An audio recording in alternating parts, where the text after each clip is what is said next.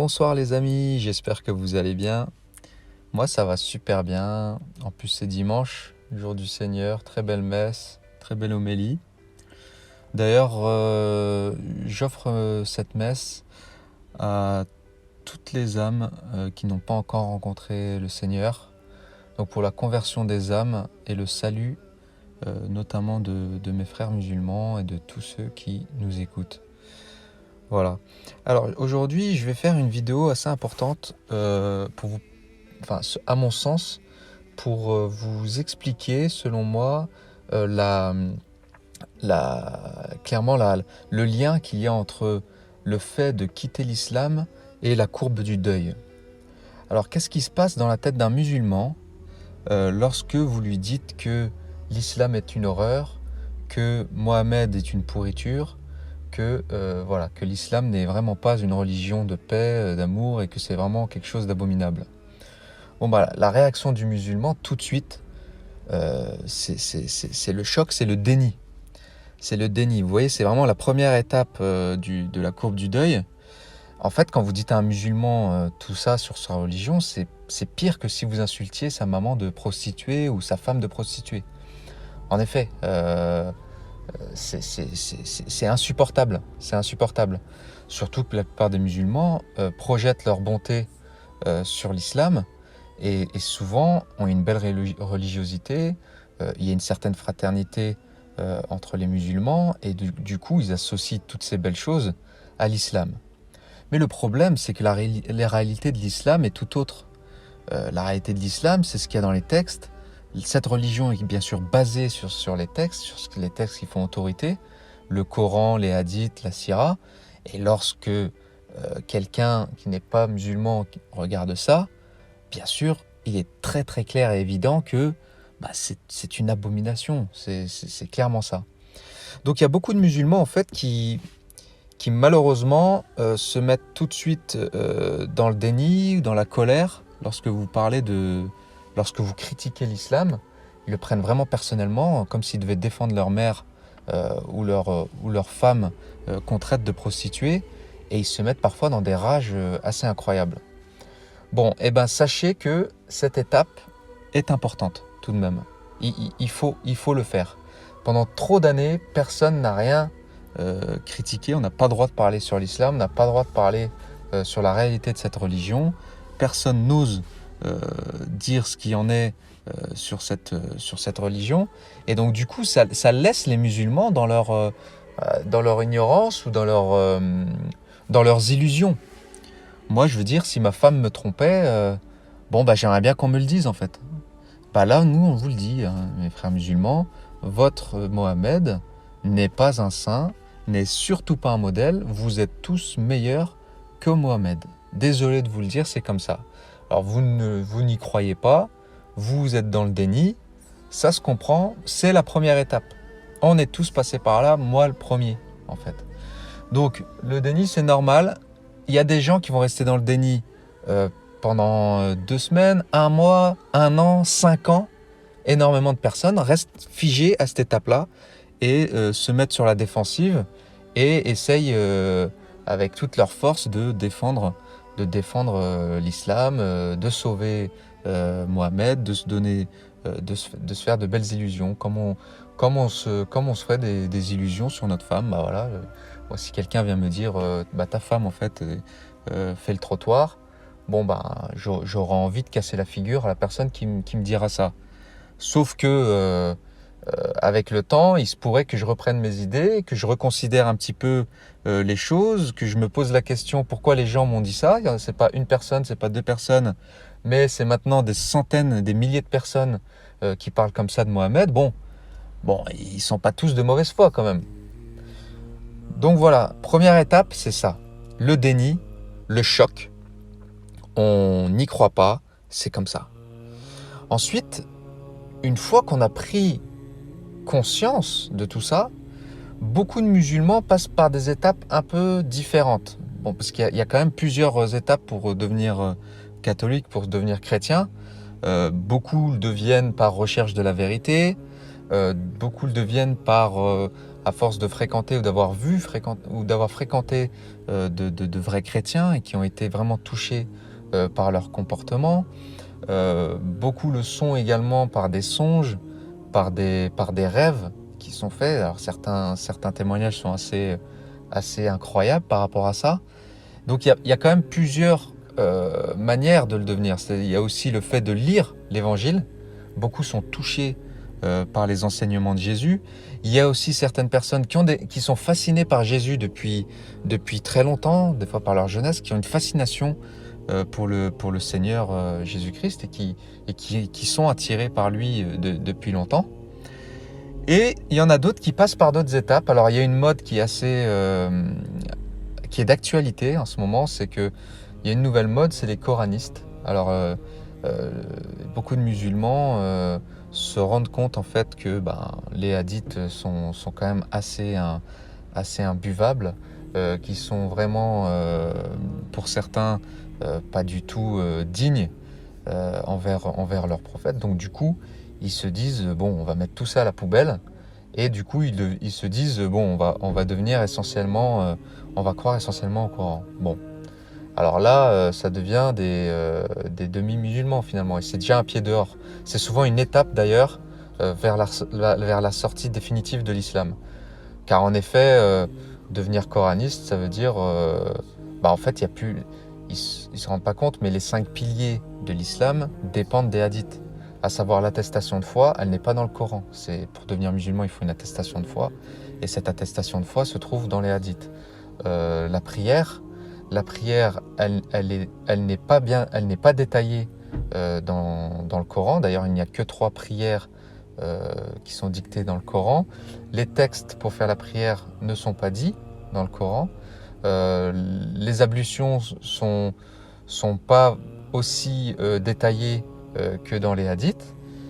Donc voilà, le deuxième pilier, donc la prière est clairement pas clair, ne suffit pas. Le Coran ne suffit pas pour appliquer le deuxième pilier. Vous avez aussi le pilier très important du pèlerinage. Les musulmans qui sont coranistes, vers quel endroit ils prient? Vers quel endroit ils prient? Comment doivent faire les musulmans le pèlerinage? Il y a tout un rite lorsqu'ils font le pèlerinage. Vous savez, lapider Satan, tourner autour de la Kaaba, etc. Tout ça, ce n'est pas défini dans le Coran. Tout ça, c'est dans les hadiths. Et donc, vous voyez bien que voilà, ça ne tient pas du tout la route. C'est une manière de se libérer des hadiths et de toutes les contraintes qui sont liées. Savoir comment s'habiller, comment rentrer en toilette, tout ce qu'il faut faire pour suivre le modèle Mohammed, parce que dans le Coran, il est écrit que celui qui obéit à Mohammed obéit à Allah. Donc c'est vraiment quelque chose d'important pour le vrai musulman sunnite. Donc voilà, il y a aussi des étapes comme ça par lesquelles passent les musulmans avant de définitivement apostasier. Et bien sûr, une fois qu'on a apostasié, qu'on s'est rendu compte de l'arnaque, moi je suis passé par là et je suis sûrement encore un petit peu dans cette étape-là, c'est qu'on se met en colère. On est en colère parce que on se sent quelque part un peu humilié de cette fait d'avoir cru, d'avoir été crédule à ce point-là. On s'en veut nous-mêmes de s'être laissé berner par cette religion. On en veut à l'islam parce que qu'en est-il de nos ancêtres? Qu'en est-il de nos ancêtres? On tombe du 7e étage. Moi, lorsque l'islam s'est écroulé dans ma tête, je me suis mis à pleurer, à genoux, à me dire mais qu'est-ce qui se passe? J'étais complètement perdu et c'est vraiment très très très très dur comme étape. Mais bien sûr après la rencontre avec le Seigneur Jésus est tellement forte, il répare tellement, il remplit tellement le cœur qu'on peut confier toutes ces douleurs, tout ce désarroi à Jésus afin qu'il puisse nous réparer et puis nous combler en fait. Et puis là, clairement, une fois qu'on a passé cette étape, c'est-à-dire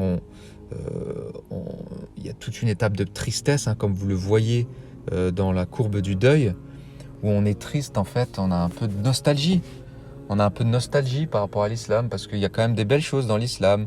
le ramadan, le côté social, le côté fraternel, enfin voilà, tout le côté culturel en fait, qui est périphérique à l'islam, parce que les hommes en ont fait, les hommes et les femmes, beaucoup en ont fait quelque chose de beau, euh, et du coup on est aussi émotionnellement touché, rattaché à ça, et c'est très dur au fait au début bah, de plus faire partie, on va dire, de cette communauté entre guillemets. Mais avec le temps, en fait, bon, on l'accepte. C'est-à-dire que la joie de devenir chrétien catholique est tellement énorme, bah, que ça vient combler complètement l'islam. Et l'islam ensuite devient un mauvais souvenir. Et, et on est prêt ensuite à avoir une vie nouvelle, à se reconstruire avec le Christ, avec le Seigneur. Toutes ces douleurs, on les confie à Jésus, à Marie, et vraiment tout cela nous sanctifie, nous élève, et en soi c'est vraiment quelque chose de magnifique, quoi. Donc voilà, mes frères et sœurs musulmans, j'ai envie de vous dire, m'en voulez pas en fait, hein, lorsque je parle de l'islam comme ça, aussi durement. L'islam est beaucoup plus dur avec vous que je ne le suis en vous disant la vérité sur l'islam, hein. De toute façon, il faut être aussi dur que l'islam dans la manière de vous arracher de là. Moi, je fais ces vidéos pour vous arracher de cette chose. C'est comme si, voilà, on en est avec l'islam dans la même situation que si vous étiez avec votre enfant de 3-4 ans qui se met à traverser la route alors que c'est feu vert. Et bien sûr, vous voulez lui sauver la vie. Donc, vous l'attrapez par la capuche et vous l'arrachez de là et vous le remettez sur le trottoir. Hein, vous voyez, il y a urgence. Il y a urgence. Hein, vous ne voulez pas que votre enfant se fasse... voilà, vous n'allez pas lui faire de la pédagogie alors que votre enfant est prêt à se faire écraser. Vous l'arrachez d'abord de la route parce que voilà, clairement, hein, l'islam vous envoie en enfer, très clairement.